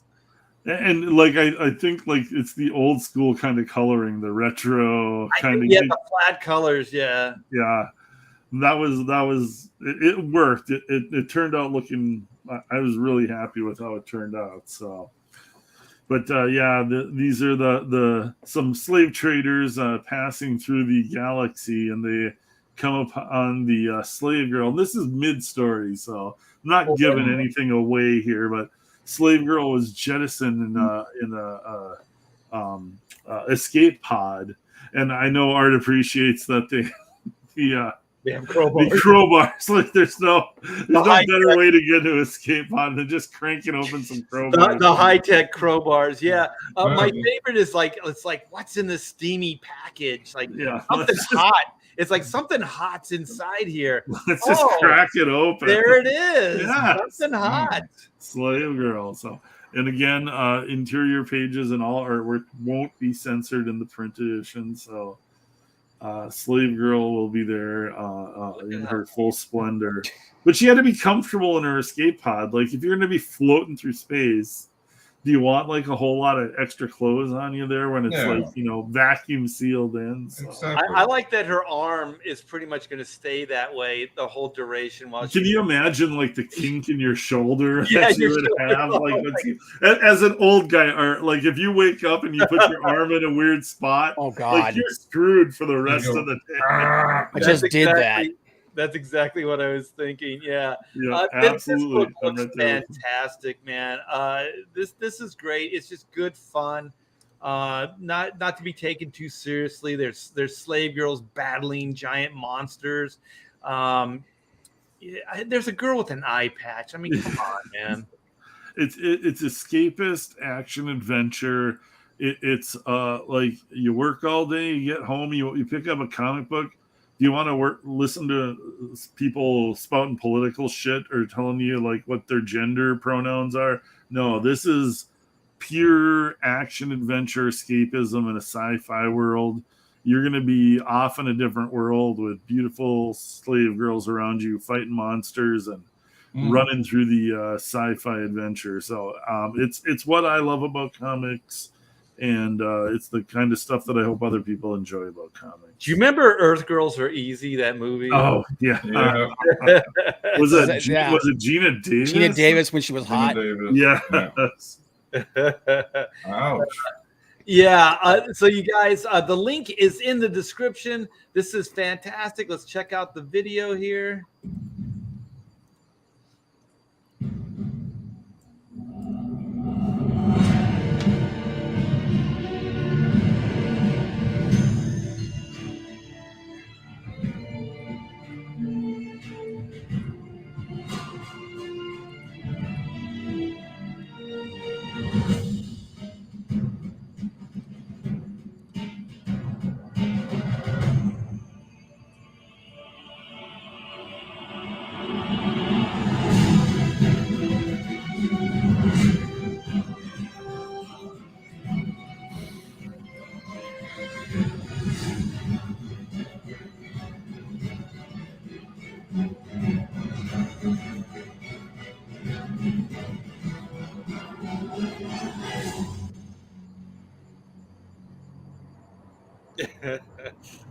Directed by Glenn Ellen. That is perfect, man. That is perfection. I was just thinking, like, what if? I was just thinking, if you sold this to Hollywood, it'd be like, what if John Carter from Mars, or but he was female. You know? Well, or what if the focus was on Deja Thoris? You know, like she was the hero, and John Carter was just the sidekick. But John Carter, because this girl is transported to this world. Right. Yeah. Yeah. So she's not of that planet. So yeah. Does she have special powers like John Carter? No, but it's basically a little Flash Gordon. Like the normal person gets thrown into action adventure, and then they've got to make of it of their own. She's a normal girl, so she's using her wits and her skills and doing what it takes to get by. Let's just say, whatever it takes. Whatever it takes. Yes, tentacle love. Yes. Mm-hmm. Yep. This is not Ballers. How dare you? No. I got to read this. Okay. I used to not like Clint's work. He has gotten so much better. Wow! You didn't like what I did at Blue Water, man. I was what was the book? 10th Muse. I did 10th Muse. I like 10th Muse. Yeah, I did some 10th Muse. 10th Muse was that Randy Green's? Randy Green did covers, and it was who's the guy that did Youngblood for a while that looked like Joe Madureira? He did some X-Men stuff too. He looked like Joe Madureira, and people would pick on him. The South American dude, I can't think of his name. Was it? Yeah, Roger Cruz. Roger Cruz did a lot of 10th Muse. I did some 10th Muse. That was kind of where I was starting to do like my J. Scott Campbell influenced kind of trying to do that kind of style. Yeah, I like my Roger Cruz. Yeah. You know who got me the job at Blue Water? And this goes all the way back. Mark Brooks was drawing Atlas at Blue Water. And we have Mark Brooks to blame. I know. Yeah. I do. He was a nicer guy back then. I don't know what happened to him. I don't know what happened to him. Oh, I mean, it's a cologne. It's called Desperation. Yeah. Desperation. Smell of it. Yes. And somebody told me a lot of the covers he does are the retailer variants. Like they're not necessarily Marvel's like asking to do those variants. No. Those are specific, and that's a whole different animal. That's a whole different animal when it's like retailer. No, it's decent money, but it is not like, oh, Marvel's beating down my door to have me do all the variants for their like big, like, no, those are specific, like high, the bigger retailers in New York, and it's good money, but there's like, that's a different thing. And like, he's looking at these campaigns.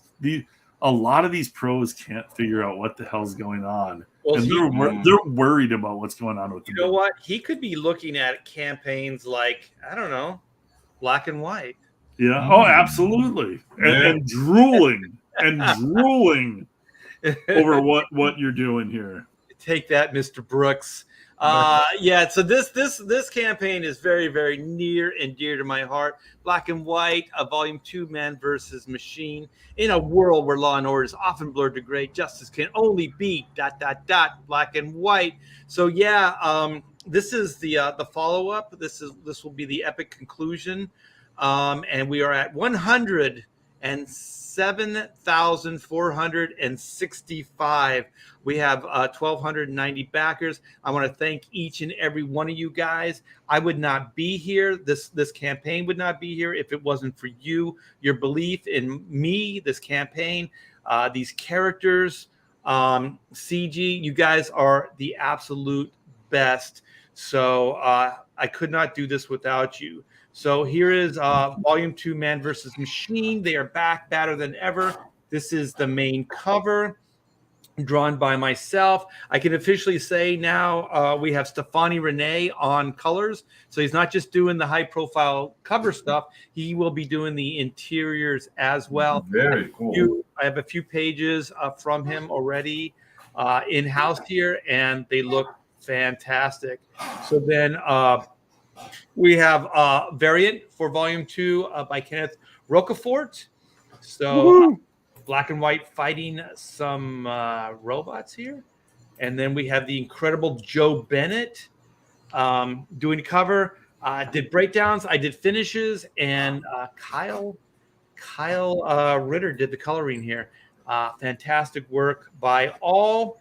And then we have this little book written by Von Klaus, drawn, inked, colored by the great Pedro Eng. Yes. Yeah. Sweet. And we are putting the finishing touches on this bad boy right now. All the pencils, the inks are done. The coloring is pretty much done. We're just kind of tweaking the last half of it now, and then I'll get that off to the colorist. And my wife is chomping at the bits to get this to the printer. So very, very soon we will get this book printed up. And so then we have a second chance here to get the first volume. And so this is the second printing with a brand new cover by myself and Kyle Ritter on colors. I think this thing came out badass. And this book is done. We got this printed up. So I'll show it off when I come back to the live stream. And then we still have some of the great Capullo variants. And we have this is the only original artwork you can get right now. So these are story page layouts. We just got a couple backers on some of these pages the other day. Nice. Let me see how many we have left, because they're definitely limited. Let me see where we at. Oh, here we are. We have 31 out of 63, so we're about halfway through. So half of these pages have sold already. Nice. So we're doing pretty good here. And then, yeah, you guys click on the link in the description and you can see all these cool freebies in the form of stretch goals that you get. There's also some very, very cool upgrades for the book. And we have the fan art trading card set contest that I am still taking artwork for. So if you guys want to get into the contest, just draw up a piece, send it to me. And it might be one of the 5 chosen. And if you are chosen, you will get a trading card with that artwork on, with your contacts on the back, little bio on the back with your contacts. So you can kind of use it as promotion as well. So, yeah, you guys are the best. Let me get this video going here.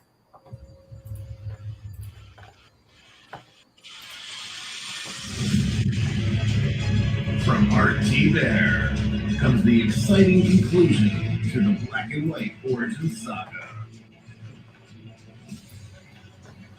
60 pages of pulse-pounding action.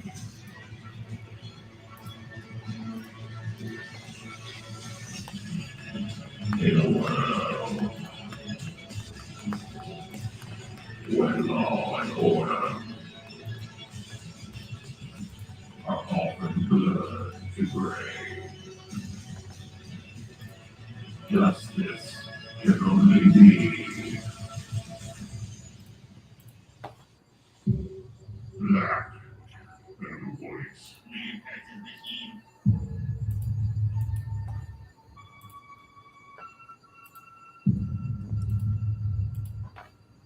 Nice. Yeah. So yeah, you guys come by, check it out. Link is in the description. Oh, thank you so much, Danky Frankie. And as promised, look at this. Look at this. We are moving forward.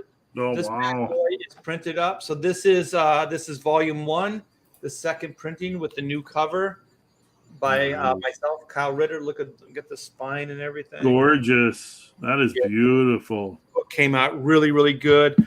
We just got these in. These are the die cut stickers. So these are the stretch goal. Look at this. It came out really cool. That's awesome. Nice. There we go. And then we got this one. We got the Inco sticker. Inco. The heck. Oh, wait. Let me see if it could look like my head. Inco. Yeah, so that's good ink. We got a sticker here. Put it all over your laptop, whatever. And we got these a while ago. This is the embroidered patch. Nice. So it's all embroidered, cool. and then it's got the iron-on stickum on the back, so you can iron this on your backpacks, your hats, whatever. You denim jean jackets. Yep. Your jean jackets. Anybody still wearing those? And you can put this on your jean jacket as well. So this is a enamel pin. Nice. Very cool. We got- Angela Curry asks, how much longer is this book going to be in demand? This is going to be in demand until we go to print, which is still a little ways away. Yep. So you do have time to get in and back the book. We have T-shirts as well. So we have the black and white wraparound T-shirt. We're putting the orders together now. So we got quite a bit, but I would like to get a little bit more before we start production on the T-shirt. So we have the black and white wraparound T-shirts. And then we have the Inko That's Good Ink T-shirt, which is... That's good ink. tasty. Nice. Isn't that what you and I always say, Pedro? That's tasty when we're working. That's That's tasty. Yeah. So thanks for letting me take a little bit of the end of the show there to put a spotlight on the Black and White campaign. My link is in the description for Black and White Man versus Machine. Clint Helinsky's Slave Girl from Planet X is in the description. And we have Joe M. Suntag. He is also in the link for his Reaper Destroyer. And we have Tropical Magics. So man. Oh yeah. Dang's book going long, going strong. Yes, sir. Killer book. And I know Pedro hates me right now because I haven't finished this damn cover. No hatred. I'm just having cold sweats, but there's no hatred, Art. You know what? Tomorrow is going to be a Tropical Magics Day. I guarantee you. I'm not saying it will get done tomorrow. Hey, as long as you get it's like that little piggy bank every day a quarter. Just spot the black. Just spot the black. Clink, man. Hey, ask anybody at the racetrack. It's the dollar window that keeps that place open. Exactly. So. And then this is on my drawing board right now. Oh, look at Yeah. that. Wow. Dude, I can't draw motorcycles for crap. Oh, that is insane. That is gorgeous art. Dude. Look at that. Somebody's going to buy that page and be like, oh, God, God, yeah. ever. That is beautiful. That tech work in the background and that motorcycle, those poses and the chain. That is awesome. That's fantastic. That is so awesome. I'm glad you guys dig it. All right. Well, let's wrap this up. You guys are always a blast to hang out with. And I'm gonna plug once again. George, is it Scribner? Scribner. That's a toughie. Yeah. George Scribner, who is the director of Oliver and Company, Disney animator. He's still working at Disney. Like he's not completely retired. We did last Friday. We did a Hacks chat with him, and it was absolutely fantastic. If you guys just want to get inspired by just a brilliant man's career, check that out. And if you like this content, you guys share it out. Share it out with your friends. Let's get some eyes on this. If you haven't give me a thumbs up yet, please do so. And go check out that Hacks chat. It's in the history there. And it was so much fun. Yeah, it was a great night listening to him. I mean, that was awesome. I was so proud of you guys. I was like, man, we were almost professional. We were awesome. We shut the hell up for a while. Yeah. There was a little drooling though. Yeah, but it was really good. It was I thought maybe I was pushing it too far where I said, George, I'm going to be drooling all over you. No, we were fans. It was fun being an awesome show. He had an awesome time. Like, I mean, if we had sucked, George would have let me know. But no, he had a great time. He told like, dude, I'm glad, guys. So yeah, that's good. I'm glad, and thank you again, Pedro, for setting that was up. cool. That was for me. These are like dream come true. Like I just can't believe sometimes I get to talk to people like this. You know what I mean? Like they'll actually spend time. They'll hang out with us, and it still blows me away. I want so bad to send that because I have an animation cell. From Oliver and Company. I want to send that to George and have him sign that sucker. Yeah, that can be done. Yeah. Hint, not so subtle hint. Yeah. Wink, say no more. Yeah. Terra Wombat, that page will be up on the site as soon as I finish it. And if you want prices, I think some of the other artwork is it's been sold, but you know how they kind of ghost it, like sold out, the little sold out area. You can get an idea of what the pages go for. So it'll be gone right away. Yeah. So if you're interested, get in quick because the artwork does sell pretty fast. So thanks for inquiring. Fun stream, yes indeed. We will see you next week, you guys. Be good to each other, and thanks for hanging. Take care.